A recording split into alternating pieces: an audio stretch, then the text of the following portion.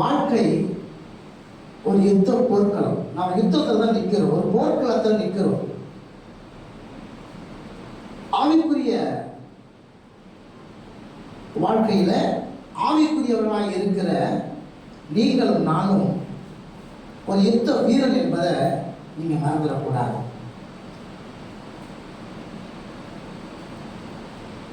மூன்று யுத்தங்களை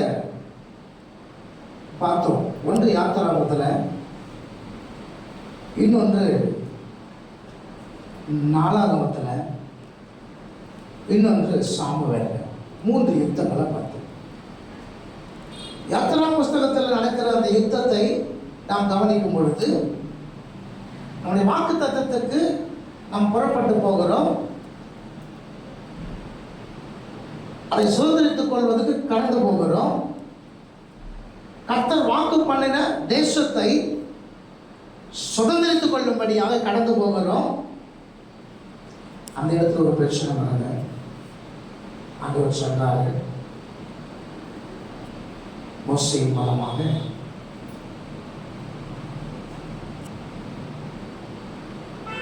கர்த்தர் உங்களுக்காக யுத்தம் பண்ணுவார் என்று சொன்னார். ஏன்? அப்பதான் எகிப்தில் 430 வருஷம் அடிமைத்தனத்திலிருந்து வெளியே வந்திருக்கிறாங்க. அப்பா அவங்க குழந்தைங்க. அப்பா அவங்க என்னது? குழந்தைங்க. ஆனால் ஆண்டவர் சொல்றாரு, நீங்க சும்மா இருங்க, கர்த்தர் உங்களுக்கு யுத்தம் பண்ணுங்க. சாமுவேல்ல பார்க்கும் பொழுது ஒரு யுத்தம் வருகிறது. இந்த யுத்தம் எதற்கு தெரியுமா? இஸ்ரவேலை அடிமைப்படுத்த. மறுபடியும் ஏற்கனவே அடிமைத்தனத்துக்கு வந்திருக்கிறாங்க. மறுபடியும் ஒரு அடிமைத்தனத்துக்குள்ளாக அந்த ஜனங்களை நடத்தும்படியாக கோலியாத் வந்து பேசுறான். அந்த இடத்துல தாவீதை கொண்டு கர்த்தர் கோலியாத்தை முறியடிக்கிறார்.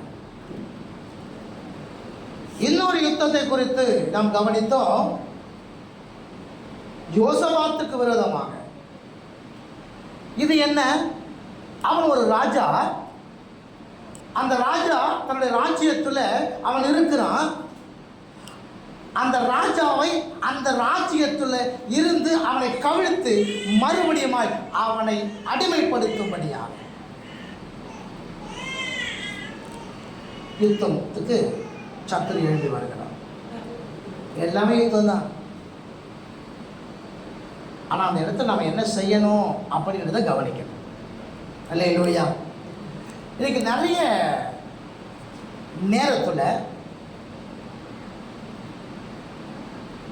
நம்முடைய காரியங்கள், நம்முடைய வார்த்தைகள் எப்படி இருக்கிறது? நம்முடைய வாழ்க்கை போர்க்களம் தான், யுத்த களம் தான். யுத்தம் நடந்து கொண்டே தான் இருக்கும். ஆனால் நீங்களும் நானும் எந்த கூட்டத்தில் இருக்கிறோம் அப்படின்னா,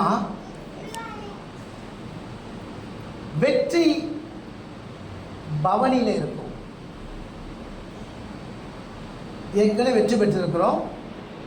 இன்னொரு வெற்றியை சுதந்திரிக்கிற கூட்டத்தில் தான் நாம் இருக்கிறோம்.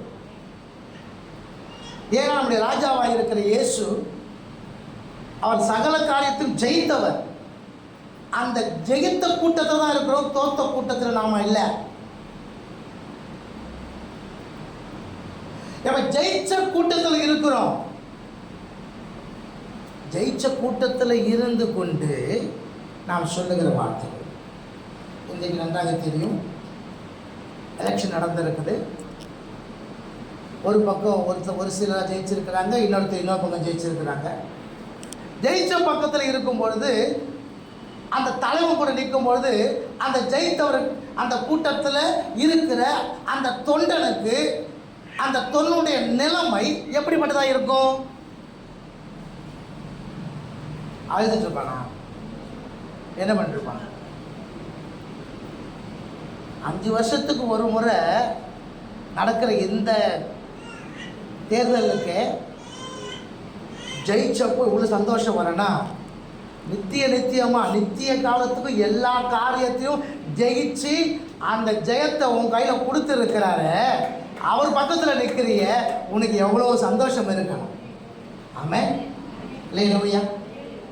அப்போ நம்ம என்ன சொல்கிறோம் தெரியுமா? எந்த பக்கம் நின்றுக்கிட்டு லூக்கா எழுதின சுவிசேஷம் 10ஆம் அதிகாரம் 40வது வசனம். லூக்கா 10ஆம் அதிகாரம் 40ஆம் வசனத்தை வாசனம்.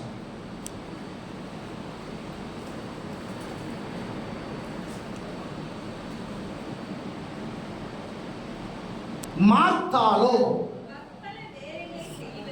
பற்பல வேலைகளில் செய்வதில் மிகவும் வருத்தமடைந்து இயேசுவிடத்தில் வந்து, ஆண்டவரே, நான் தனியே வேலை செய்யும்படி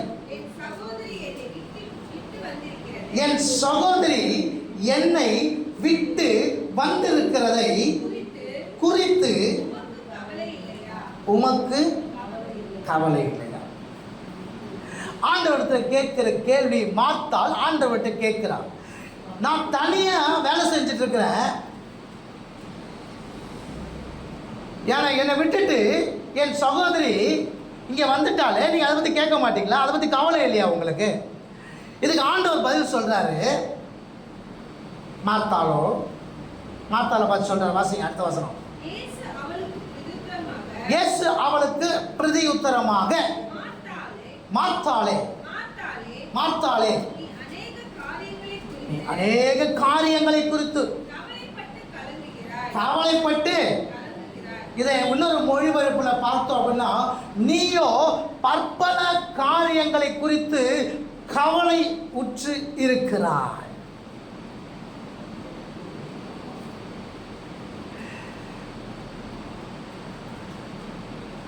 நீயோ பற்பல காரியங்களை குறித்து கவலை அற்றிருக்க. நீயே உன் கவலைக்கு காரணம். இன்னைக்கு அநேகருடைய வாழ்க்கையில் இந்த கவலை வர்றதுக்கு காரணம் என்ன தெரியுமா? தேவையில்லாத காரியத்தில் தலையிட்டு அந்த பிரச்சனை தன்னுடையதாக வைத்துக்கொண்டு அதற்காக ஓடுவது, அதற்காக பிரயாசப்படுவது, பின்பு அதை குறித்து கவலையோடு கூட இருப்பது.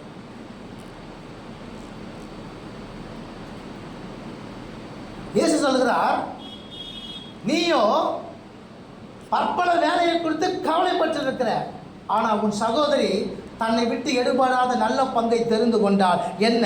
தேவ சமூகத்தில் உட்கார்வது. தேவ சமூகத்தில் உட்கார், அவர் பாதத்தில் உட்கார்வது.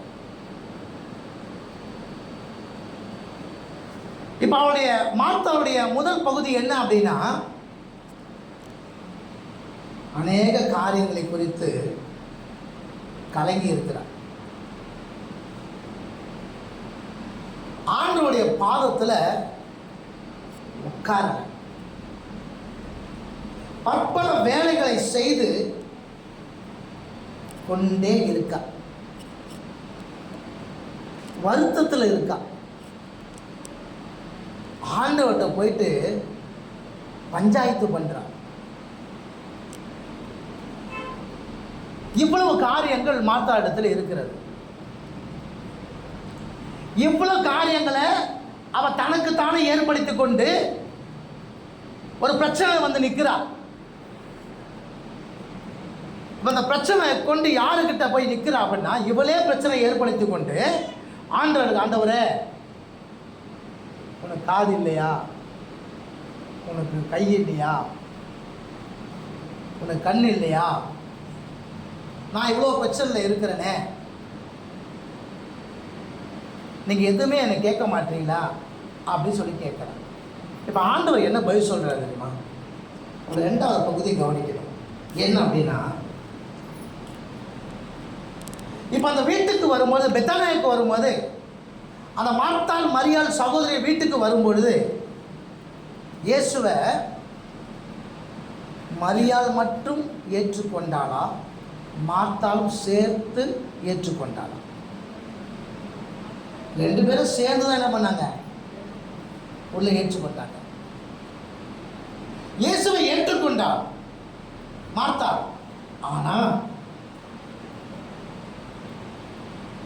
அநேக காரியங்களை குறித்து கவலைப்பட்டு இருக்காங்க. இயேசுவை ஏற்றுக்கொண்டார், ஆனா அநேக காரியத்தை குறித்து கவலைப்பட்டு இருக்காங்க. இயேசுவை ஏற்றுக்கொண்டா, ஆனா அவ பாதத்தில் உட்காரல. இயேசுவை ஏற்றுக்கொண்டா பற்பல வேலைகளை செய்து கொண்டே இருக்கிறார். இயேசுவை ஏற்றுக்கொண்டா வருத்தத்திலே இருக்கிறார்.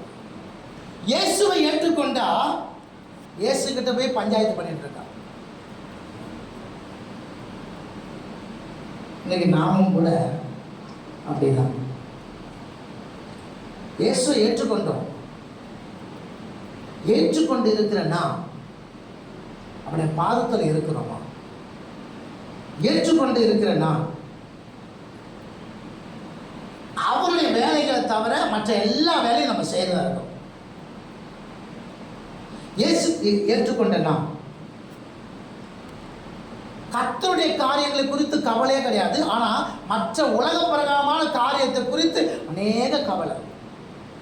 அங்கே என்ன செய்யணும், இங்கே என்ன செய்யணும், அவங்களுக்கு என்ன பண்ணணும், இவங்களுக்கு என்ன பண்ணணும், இதை பண்ணலைனாக்கா அவங்க கோச்சுப்பாங்க, இதை பண்ணலாம் அவங்க கோச்சுப்பாங்க, அப்படி சொல்லி இந்த உலக பிரகாரமாக பாரம்பரியத்தை குறித்து அநேக கவலை. எல்லாத்தையும் பண்ணி முடிச்சுட்டு வந்து இப்போ பிரச்சனைன்னு வந்து உட்காரும் போது ஆண்டவர்கிட்ட போய் பஞ்சாயத்து பண்றது. வசனம் என்ன சொல்றது? கண்ணை உண்டாக்கினவர் பார்க்க மாட்டாரா? காதை உண்டாக்கினவர் கேட்க மாட்டாரா? நிச்சயம் கேட்பார். மார்க்கு சுவிசேஷம் 4ஆம் அதிகாரம் 38வது வசனம். மார்க்கு 4ஆம் அதிகாரம் 38வது வசனம். கப்பலின் பின்னணியத்தில் அவன் தலையணை வைத்து நித்திரையாய் இருந்தார். அவர்கள் அவரை எழுப்பி, எவர்கள் எவரை எழுப்பினார்கள்? சீஷர்கள் இயேசுவை எழுப்பி, போதகரே நாங்கள் மடிந்து போகிறது உமக்கு கவலை இல்லையா? இப்போ அந்த போட்டில் போகும்போது, இந்த படகுல போகும்போது ஆண்டவர் சொல்கிறார், வாங்க போகலாம், அக்கறைக்கு போகலாம், வாங்கன்னு கூப்பிட்றாரு. இப்போ ஆண்டவருடைய வார்த்தையை ஏற்றுக்கொண்டு படகுல ஏறினவங்க தான் சீஷர்கள். ஆண்டவருடைய வார்த்தையை ஏற்றுக்கொண்டு தான் எங்கே போனாங்க? படகுல போகிறாங்க. இப்போ படகுல போகும்போது இப்போ கொஞ்சம் தான் போகணும், ஒரு பிரச்சனை ஏற்படுது. இப்போ அவங்க கேட்ட கேள்வி என்ன தெரியுமா? நாங்கள் மடிந்து போவது உங்களுக்கு கவலை இல்லையா? அப்போ என்ன அர்த்தம்? நம்ம சுத்த தமிழில் பேசணும் அப்படின்னா, நான் செத்து போகிற மாதிரி இருக்கிறேனே, செத்து போல, செத்து போகிற மாதிரி நிலைமை இருக்குது, இன்னும் கூட நீ எழுந்து வராமல் அப்படி என்ன தான் பண்ணுகிற? இன்னும் கூட நீங்கள் வந்து எனக்கு உதவி செய்யாமல் நீங்கள் பாட்டு இருக்கீங்க, உனக்கு கொஞ்சம் கூட கவலை இல்லையா? இதுக்கு மேலே நான் என்ன பண்ணணும்? இதுக்கு மேலே என்ன செய்யணும்? இயேசு சொன்னார், வாங்க அக்கறைக்கு போவோம். வார்த்தையை ஏற்றுக்கொண்டவர், அவரை வார்த்தை ஏற்றுக்கொண்டு அவரை ஏற்றுக்கொண்டது தான் அர்த்தம். அவரை ஏற்றுக்கொண்டு படகுல போனவங்க.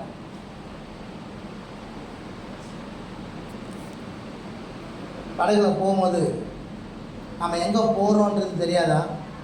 தண்ணியில் தானே போகிறோம். அந்த தண்ணி எப்படிப்பட்டது தெரியுமா தெரியாதா? இதுக்கு முன்னாடி அவங்க போயிருக்காங்களா, போகணும் இல்லையா? போயிருக்கிறாங்க, அங்கே தான் மீன் பிடிக்கிறாங்க, அதே போட் எடுத்து தானே போகிறாங்க.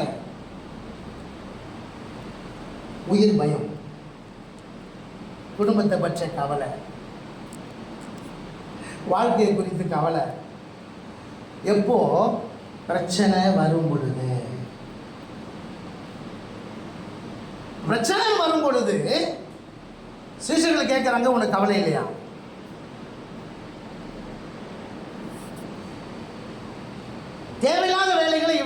எடுத்துக்கொண்டு அதுக்கு பிரயாசப்பட்டு இப்போ சோர்வு உண்டாகும் போது உங்களுக்கு கவலை இல்லையா? இயேசுகிட்டே பஞ்சாயத்து. நம்முடைய வாழ்க்கையில் பிரச்சனைகள் வரத்தான் செய்யும், யுத்தம் வரத்தான் செய்யும். அந்த யுத்தம் உன் வாக்கு தத்தத்தை சுதந்திரிக்க முடியாதபடி இருக்கலாம். அந்த யுத்தம் உன்னை மறுபடியுமாய் அடிமைப்படுத்தும்படியாக இருக்கலாம். அந்த யுத்தம்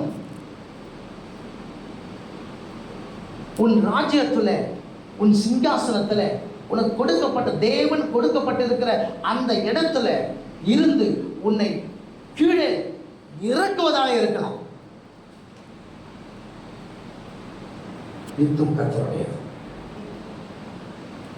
தயவு செய்து கொடுத்து இந்த யுத்தத்தில் நான் என்ன செய்யணும்? நீ செய்ய வேண்டியது 3 காரியம்.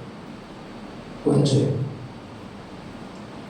யாத்திரா புஸ்தகம் 10ஆம் அதிகாரம் 22ஆம் வசனத்தை வாசி. யாத்திரா புஸ்தகம் 10ஆம் அதிகாரம் 22. மோசே தன் கையை நேராக நீட்டினான். அப்பொழுது எகிப்து தேசம் எங்கும் 3 நாள் மட்டும், எகிப்து தேசம் மட்டும் 3 நாள், எகிப்து தேசம் எங்கும் 3 நாள் கார் இருள் இருந்தது.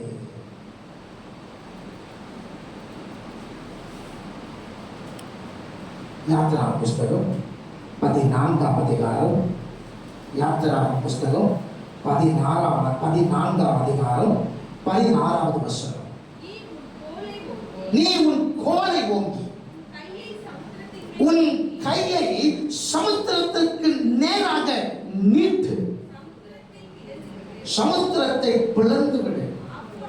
அப்பொழுது இஸ்ரவேல் புத்திரர் சமுத்திரத்தின் நடுவாக வெட்டாந்தரையிலே நடந்து போவார்கள்.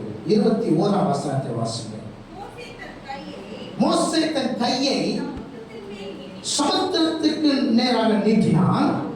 அப்பொழுது கர்த்தர் நாள் முழுவதும் பலத்த கீழ்காற்றினால் சமுத்திரம் ஒதுங்கும்படி செய்து அதை வறண்டு போக பண்ணினார். ஜலம் பிளந்து போயிற்று, இருந்து போயிற்று. 27ஆம் வசனம். அப்படியே மோசே தன் கையை சமுத்திரத்திற்கு நேராக நீட்டினான். விடிய காலத்தில் சமுத்திரம் பலமாய் திரும்பி வந்தது. எகிப்தியர் அதற்கு எதிராக ஓடும் பொழுது கர்த்தர் அவர்களை கடலின் நடுவே என்ன பண்ணலாம்? கவிழ்த்து போட்டார். யாத்திரா புஸ்தகம் 17ஆம் அதிகாரம் 12வது வசனம். யாத்திரா புஸ்தகம் 17வது அதிகாரம் 12வது வசனம். மோசேயின் கைகள் அசந்து போயிற்று. அப்பொழுது அவர்கள் ஒரு கல்லை கொண்டு வந்து அவன் கீழே வைத்தார்கள். அதன் மேல் மோசே உட்கார்ந்தான். ஆரோனும் ஊரும் ஒருவன் ஒரு பக்கத்திலும் ஒருவன் மறுபக்கத்திலும் இருந்து அவன் கைகளை தாங்கினார்கள். இவ்விதமாய் அவன் கைகள் சூரியன் அஸ்தமிக்கும் வரைக்கும் ஒரே நிலையாய். எதுக்கு மோசே கரங்களை உயர்த்தினான்? 11வது வசனத்தை வாசிங்க. மோசே தன் கையை ஏறெடுத்து இருக்கையில் இஸ்ரவேலர் மேற்கொண்டார்கள். அவன் தன் கையை தாழ விடுகையில் அவனுக்கு மேற்கொண்டான். பிரியமானவர்களே, உங்க வாழ்க்கையில், ஆவிக்குரிய வாழ்க்கையில யுத்தம் இருக்கத்தான் செய்யும். அந்த யுத்தத்துல இருந்து நீங்க வெளியே வரணும் அப்படின்னா, அந்த யுத்தத்தில் நீங்க ஜெயிக்கணும் அப்படின்னா, முதலாவது உன் கை நீட்டப்பட வேண்டும், உன் கை உயர்த்தப்பட வேண்டும். எகிப்து அடிமைப்படுத்திருக்குது. படுத்தப்பட்ட அந்த எகிப்துக்கு 3 நாள் இருள் இருந்துச்சு. எதனால? மோசே கையை உயர்த்ததுனால. வாக்குத்தத்த தேசத்தை சுதந்திரிக்க கூடாதபடிக்கு செங்கடல் தடையா இருந்துச்சு. மோசே தன் கையை உயர்த்தினான். செங்கடல் 2ஆய் பிளந்தது. அவங்க நடந்து போனாங்க. இப்ப அவனை பின்னாடி பார்வோன் சேனைகள் பின்தொடருது. மோசே மறுபடியும் தன் கையை உயர்த்தின போது அந்த செங்கடல் அவர்களை மூடி போட்டது. மோசேயின் கை உயர்த்தப்பட்டிருக்கிற வரைக்கும் இஸ்ரவேலர் அமலேக்கியரை மேற்கொண்டாங்க. மோசேயின் கை தாழ வரும் பொழுது அமலேக்கியர் இஸ்ரவேலை மேற்கொள்கிறார். உன் ஆவிக்குரிய வாழ்க்கையில, உன் குடும்ப வாழ்க்கையில ஒரு யுத்தம் நடந்து கொண்டிருக்கிறதா?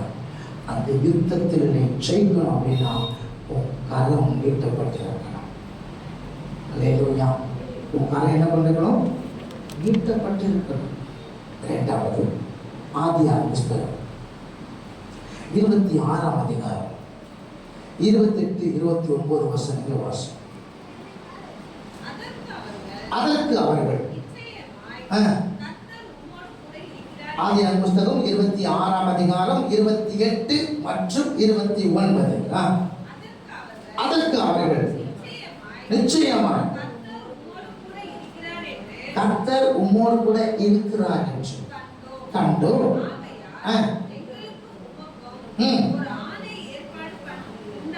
உண்டாக என்று நாங்க என்ன பண்ணோம்? நிர்ணயம் பண்ணினோம். அப்போது சிஸ்டர் என்ன அப்படின்னா, ஆபிரகாம் நாட்களில் உண்டான பஞ்சத்தை போல ஒரு பஞ்சம் ஈசாக்கு நாட்களில் உண்டா இருக்கிறது. ஏற்கனவே அவனுடைய தகப்பனாக இருக்கிற ஆபிரகாம் ஒரு 7 துறவுகளை அவன் ஏற்கனவே தோண்டி இருந்தான். அந்த துறவுகளை எல்லாம் பெலிஸ்தர்கள் என்ன பண்ணாங்க அப்படின்னா மூடி போட்டாங்க. இப்போ ஈசாக்கு ஆசீர்வதிக்கப்பட்டு இருக்கிறான். இவன் எதனால ஆசீர்வதிக்கப்பட்டு இருக்கிறான்? அப்படியே அமைதியா இருக்கிறாங்க. இப்ப போய் அவன் துறவை நோன்றான். தண்ணி வந்துச்சுனாக்கா இது எங்களுக்கு. தண்ணி வந்துச்சுன்னா இது யாருது? ஒன்னே அந்த தண்ணியை எடுத்துட்டு போயிடறான். இன்னைக்கு கர்த்தர் நமக்கு ஒரு நல்ல வேலையை கொடுக்கிறாரு. நம்ம வாழ்க்கையில் குடும்பத்தில் ஒரு கஷ்டம். இப்ப அந்த வேலையில கர்த்தர் நமக்கு ஒரு சம்பளத்தை நமக்கு கொடுக்கிறாரு. இப்ப தண்ணி சுரக்குது. சம்பளத்தை வாங்கிட்டு வந்த உடனே எதிரி வந்து சொல்றான், இது எனக்கு சேர வேண்டியது, வாங்கிட்டு போயிடலாம்.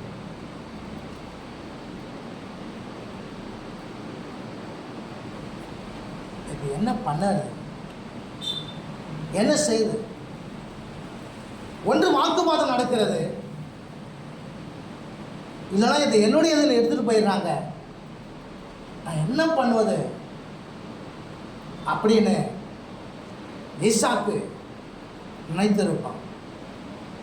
ஆனால் முடிவு என்னதமாச்சு?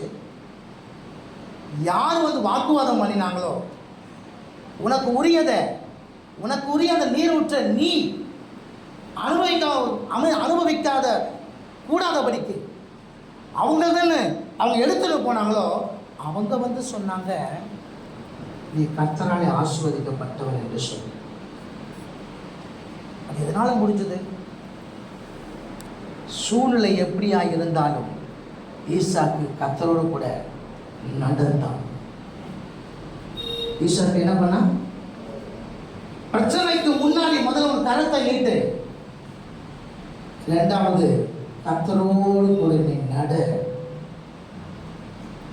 மூன்றாவது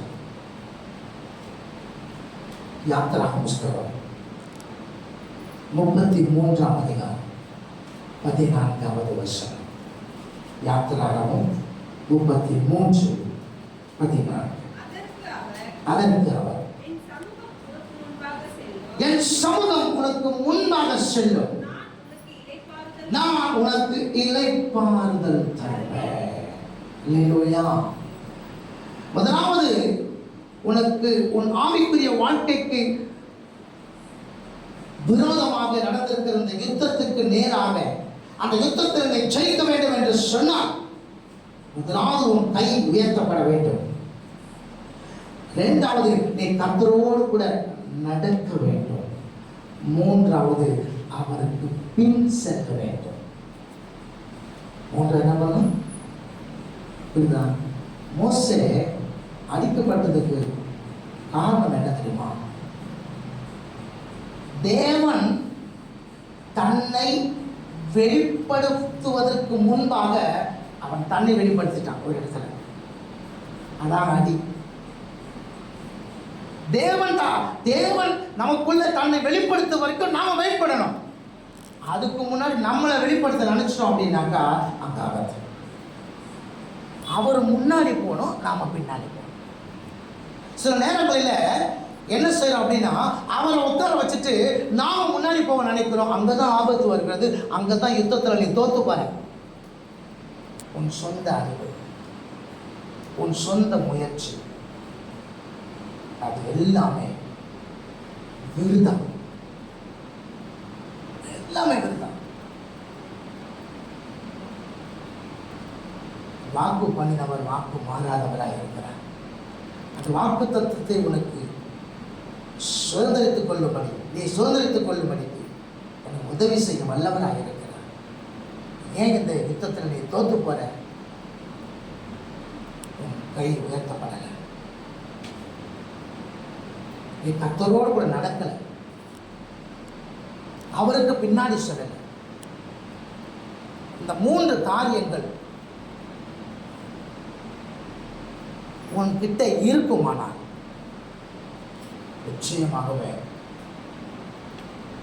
உன் வாய் புது பாட்டினாலும்,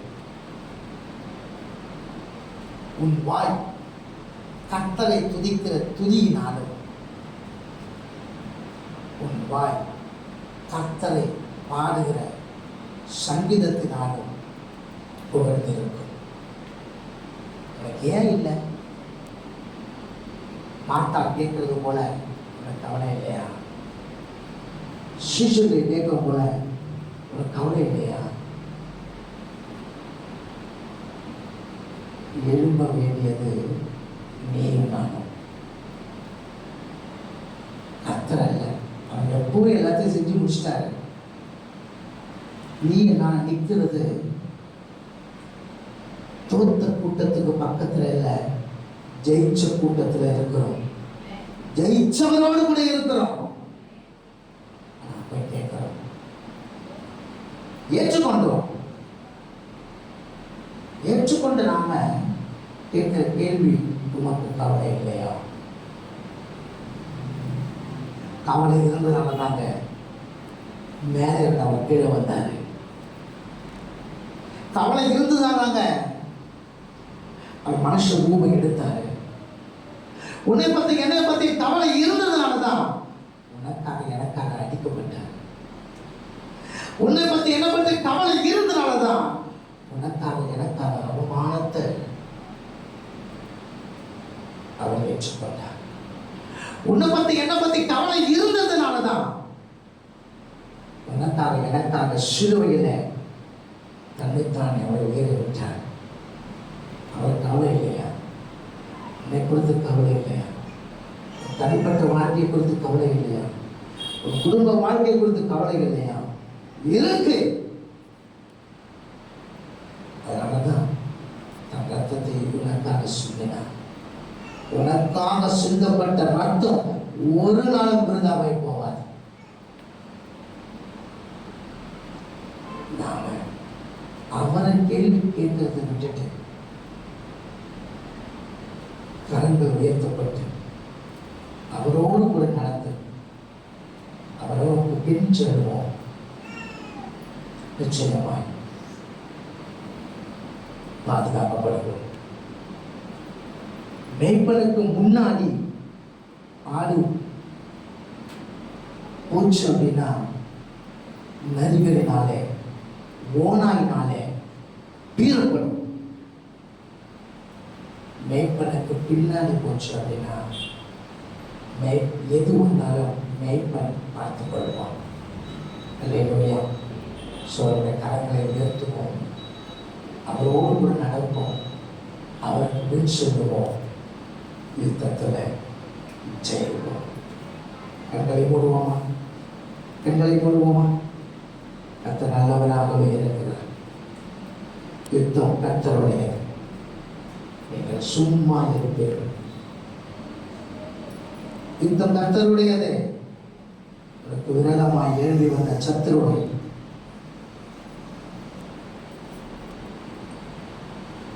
கர்த்தர் விடப்பட்டவார். ஏசாயா 60:14 பார்க்கும் பொழுது, உன்னை ஒதுக்கினவருடைய பிள்ளைகள் வந்து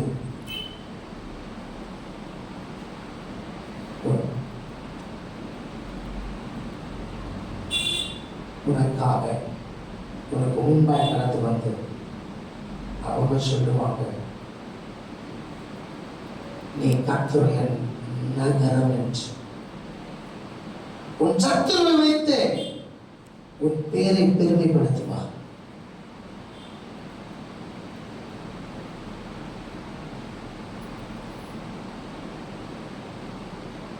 ஆமாம், எவ்வளவு திட்டங்கள் தீட்டினாலும் அவர் வீட்டிலே கடந்து போய் சொல்லும் பொழுது சொல்லுகிறார்கள், அவன் யூதனானால் நீ அவனை வணங்கி அவன் உன்னை வணங்க மாட்டான். நீ ஆவிக்குரிய இஸ்ரவேலா இருக்கலாம், உனக்கு எதிராக எழுந்து வந்த சத்துரு உன்னை அவமானப்படுத்த நினைத்தவன், உன்னை நிந்திக்க நினைச்சவன், அவனே உன்னை வந்து சொல்லுவான், என் கர்த்தரால் ஆசீர்வதிக்கப்பட்டவன், என் கர்த்தருடைய நகரம் என்று சொல். ஏசாயா 49:23 அங்கே வார்த்தை சொல்கிறது, உன் காலை அவன் நக்குவான் என்று சொல். பயப்படாத. யாக்கோபு என்னும் சிறு பூச்சியே, உன்னை புதிதும் பூர்ணயமான எந்திரமாக்குவேன் என்று கர்த்தர் சொல்கிறார். நிலைமாறு உன் கையை தளர்த்தராத. நீ தளர்த்தினா அமலேக்கர் உன்னை மேற்கொள்ளுவான், சத்துரு உன்னை மேற்கொள்ளுவான். உன் கை உயர்த்தப்படட்டும். உன்னை வாக்குவாதம் பண்ணி உன்னுடையதெல்லாம் என்னுடையது என்று எடுத்துக்கொண்டு போகட்டும். ஆனால் எடுத்துக்கொண்டு போனவன் திரும்ப வந்து சொல்லுவான், கர்த்தராலே ஆசீர்வதிக்கப்பட்டவர் என்று சொல்லி உன் சத்துருடைய கர்த்தர் சொல்ல வைப்பார். அவருக்கு பின்னாக போ. நீ முந்தி நடக்காத, அவர் சமூகத்துக்கு பின்னாடி போ. எல்லாம் சமர்ப்பித்துக் கொள்வார். நீ எல்லாவற்றையும் சோதனைத்துக் கொள்வார். கர்த்தர் உன்னோடு கூட இருக்கிறார். கர்த்தர் உன்னோடு கூட இருக்கிறார்.